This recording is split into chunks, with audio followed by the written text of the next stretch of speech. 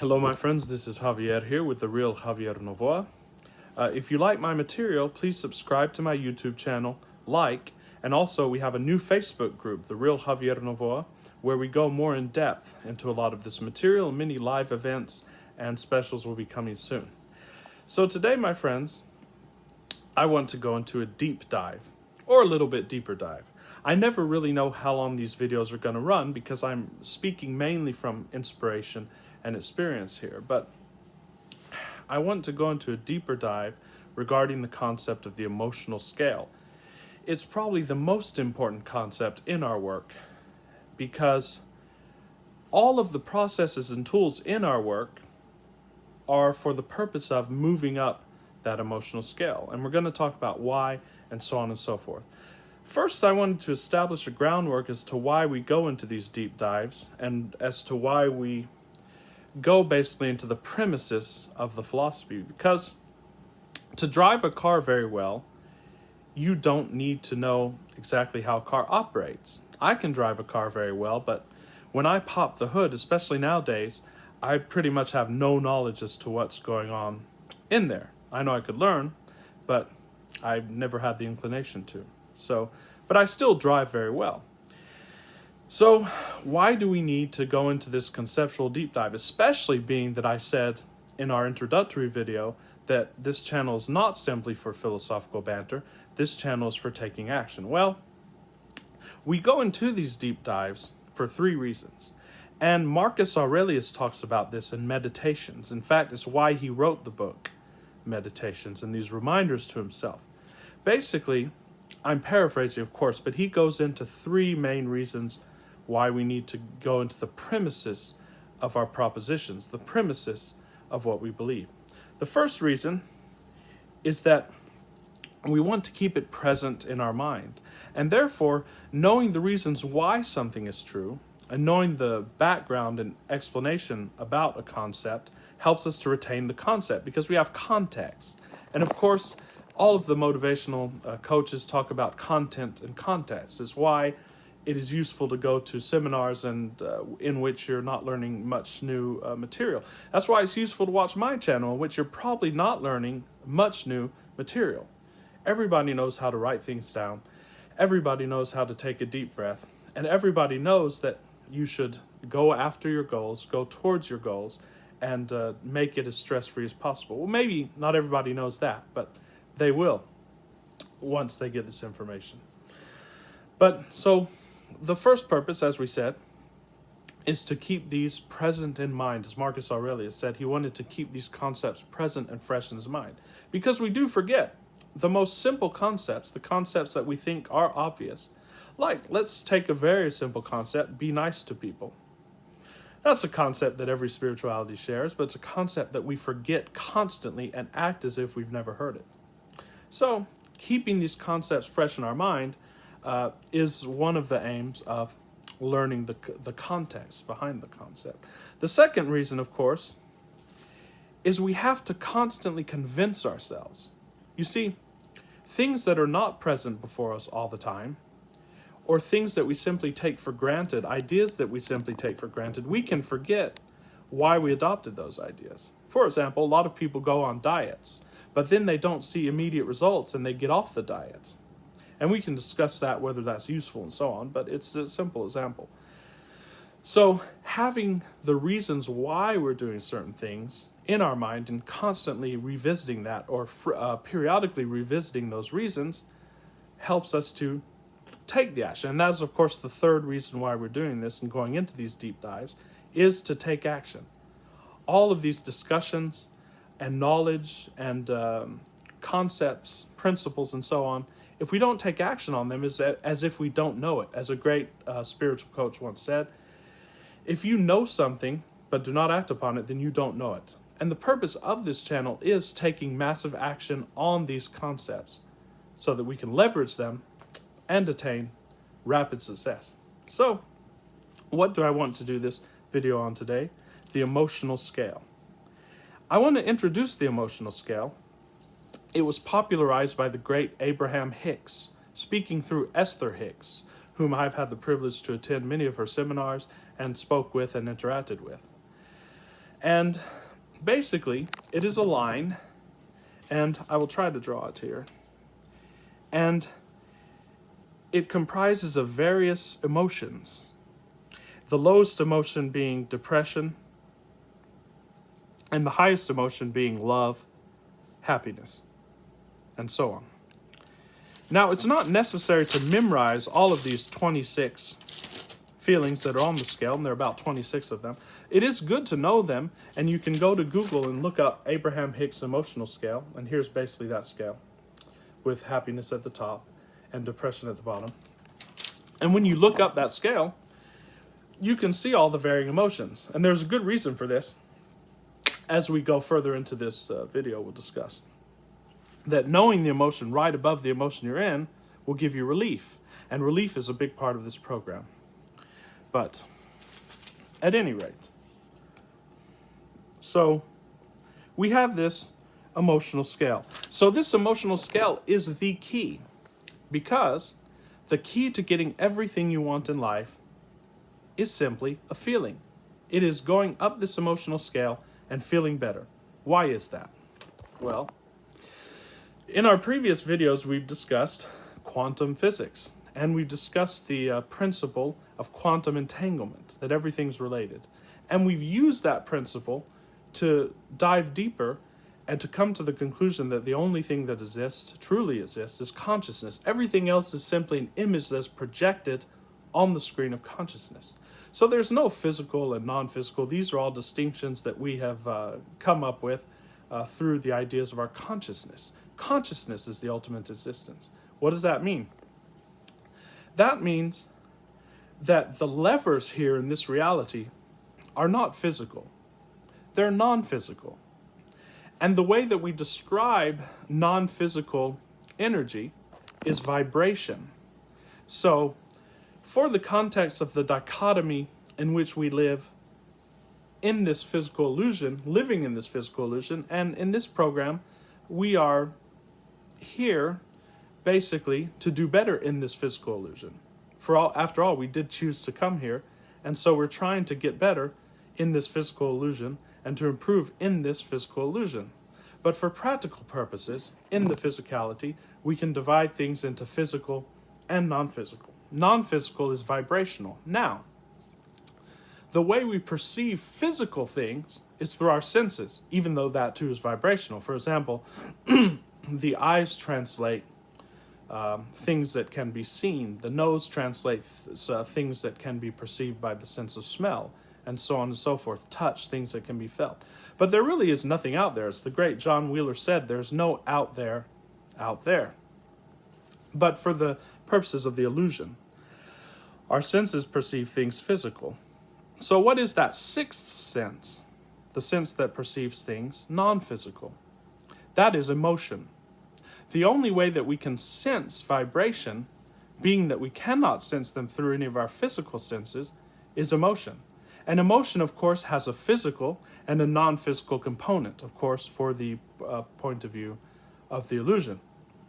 So, in this course, in this material, I divide feelings and emotions.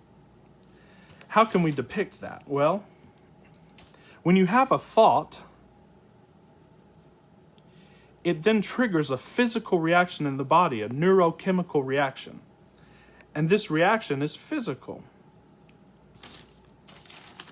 So we go from a thought to physical. Now, the thought plus the physical sensation is the emotion. And we're going to get a whiteboard or some paper so that we can improve the quality of teaching of these videos. But for now, I'm going to use a sheet of paper. So bear this in mind. Thought plus physical equals emotion. Why is that important? It's important because if we can separate the thought from the physical feeling will dissipate in itself. This has been proven in things like the Sedona method, and it's been taught by every spirituality since the beginning of man. Again, we just need to implement these teachings and what we learn from these teachings more systematically in order to trigger massive success. So, what are we going to do here with the emotional scale? Well, our goal is to move up the emotional scale.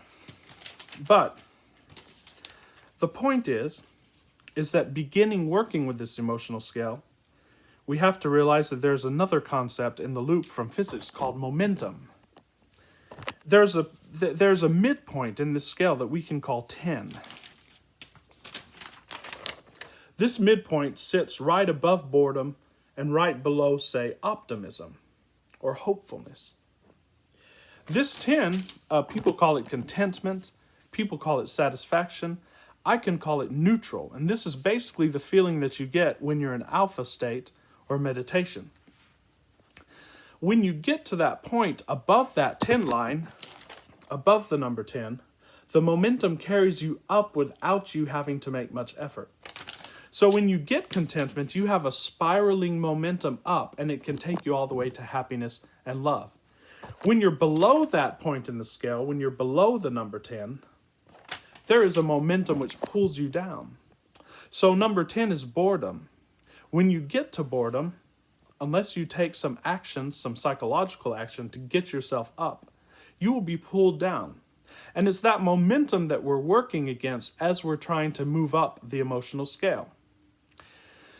But as we said, the state of being, or the mental state, which I call state for short, is at the higher rungs of that emotional scale.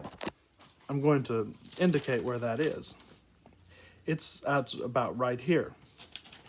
And that starts with optimism, happiness, hopefulness, and so on. It's this state in which your desires manifest effortlessly. You look like you're working on the outside, but you're really in flow. You're not doing any work. You're simply compelled to take whatever action, or it's brought to you. And all of that, of course, cannot be explained rationally, otherwise it would be within the framework of the physical world. And we're trying to utilize non-physical resources here. So, why is that? As we said, everything that you want, or everything that you think you want, it's because you think it will give you a better feeling, a better emotion. So, vibrationally, anything that has the same emotion is the same vibration. So in order to take you to what you want, all you have to do is emotionally move up that scale. So that's the only effort we're going to take in this course. It's the only effort we're going to make. And even then, we try not to make so much effort. The effort that we're trying to make is to move a little bit further up on the emotional scale. And you don't have to do much. In fact, a little is a lot. In fact, interior effort is often as unproductive as exterior effort. And I want to show you how that is. If you're way on the bottom here, say you're angry, but you've been listening to a lot of spiritual teachers and they say that you should practice compassion, which is true. When you try to get from anger to compassion, that's going to make you more angry. And then you're going to feel bad that you weren't able to exercise compassion, and you're going to dip below anger to depression or sadness.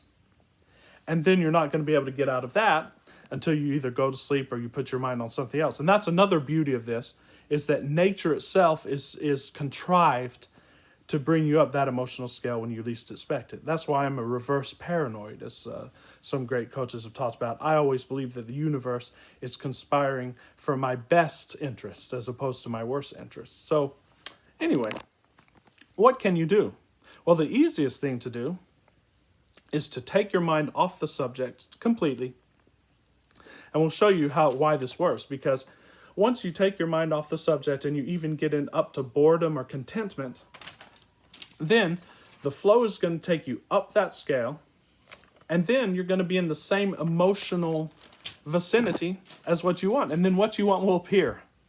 So basically the teaching is you can simply be general, completely general, and you can just meditate and be present, and everything that you want will float in your experience. However, that's not good enough for most people. That's not fun, because we want to have our hands in the clay.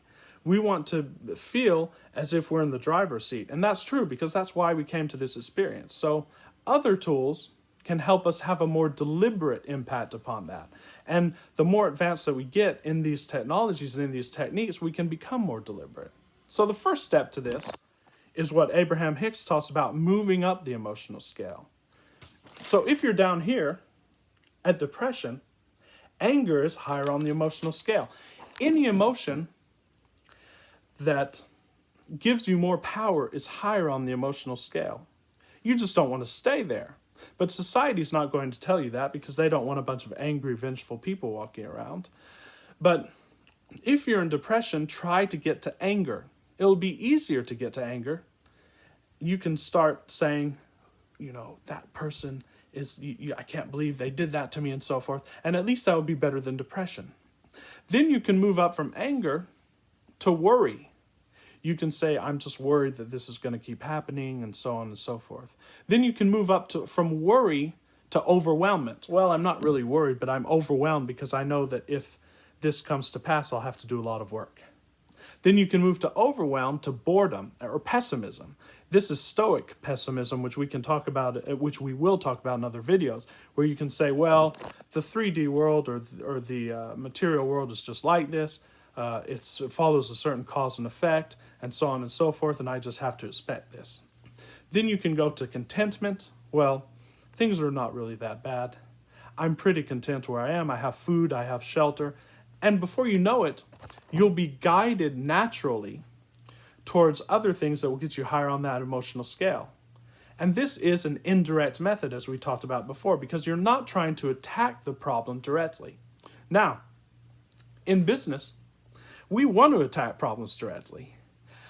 But the point is that if you're below a certain point in the emotional scale, all of that work will be counterproductive. If you're below a 10, don't even try to think about what's bothering you. And this is basically the basis of all of the tools and techniques on this channel. If you know this secret, you have it all. Just try incrementally to get higher up on the emotional scale, get to boredom, get to contentment, and then you'll be able to take every other action that you wish to take. So that's a basic explanation of the emotional scale, and we will be doing more in-depth videos about this. And we're going to now start making videos about the actual concrete principles and actions that we can take to build our business, to build our lives, and to constantly improve, because we do believe in the concept of Kaizen, which is constant improvement, which the Japanese have generated and wrote about. And this philosophy is the best way, the quickest way, and the easiest way to get there. Thanks for watching. If you liked what I presented and you like the material, please subscribe to my channel, The Real Javier Novoa. We also have a Facebook group, The Real Javier Novoa. And this is Javier Novoa, and I will see you very soon. Thanks a lot.